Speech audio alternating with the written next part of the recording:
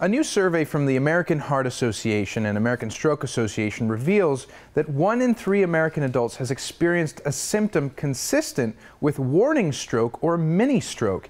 Here to discuss more findings and what you should do if you suspect stroke is Dr. Mitchell Elkind. Good morning, doctor.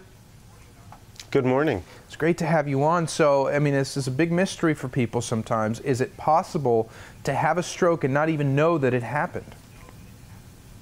Yeah, so you're right. People do get confused by that, but you can. You could either have a very small stroke that doesn't have any symptoms at all, or what's more common is what we call a TIA, or transient ischemic attack. And that's like what you just mentioned, a mini stroke or a warning stroke. It's when there's a temporary blockage in a blood vessel to the brain, and then the blockage goes away and doesn't leave any permanent problems like you'd see with a stroke.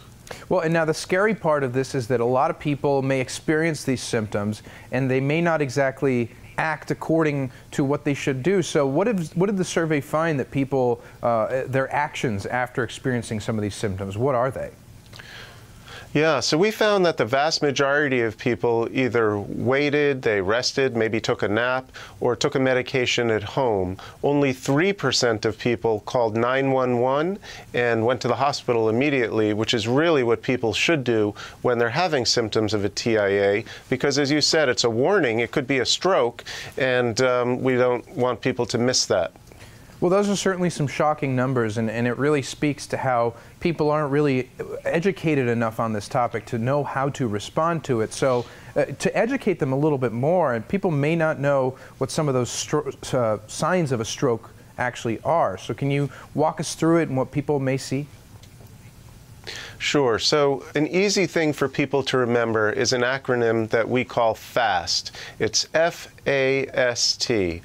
F for face drooping, A for arm weakness, S for speech difficulty. If any of those 3 things are present, then people should call 911 and get to the hospital as quickly as possible, because there are treatments that can be given to help people do better. Well, you know, it's always, you never want to experience it, you never want to see somebody experience it, but obviously if you see someone going through it, call 911, get them help as soon as you can.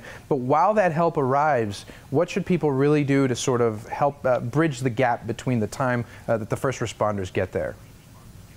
Sure, so hopefully that's just a couple of minutes, but probably the best thing to do would be to have the person lie down, make sure they're in a safe place so they can't hurt themselves by falling, for example, or striking something else.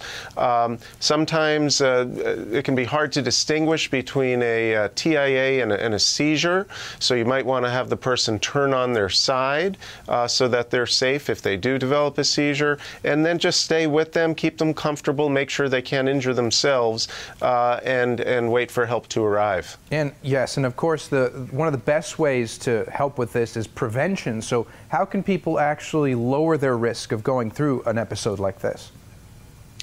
Well, the good news is that stroke is largely preventable. We know that the biggest risk factor for stroke is high blood pressure or hypertension. So people should check with their doctors, get their blood pressure checked. If necessary, they may need to take medication for high blood pressure. And for the public at large, people can bring down their blood pressure through regular exercise, a healthy diet, avoiding excess salt intake, and all those things can actually have a pretty big impact on blood pressure and stroke risk as well. All very important and pertinent information, Dr. Mitchell Elkind. Thank you so much for joining us today. Thank you. Thanks for having me.